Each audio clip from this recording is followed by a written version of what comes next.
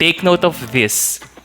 Hindi po enough na magkaroon lamang ng life insurance, kundi dapat alamin din if how much ang life insurance coverage na dapat meron ng isang life insurance plan ng isang breadwinner.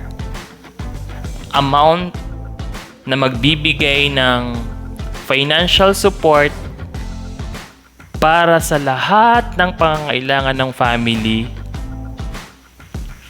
for a certain number of years. So, iisipin natin. So, magkakaroon po ng computation if how much is enough. Sufficient amount wherein amount na magagamit nila para makapag-umpisa. Na bago maubos itong amount na ito,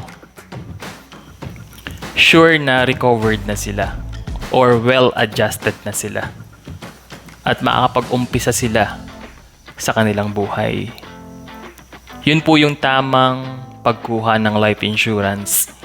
Hindi po dapat na isipin na meron ka, sapat na.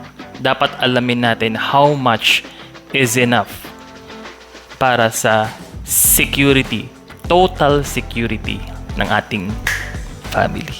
So yun lamang po.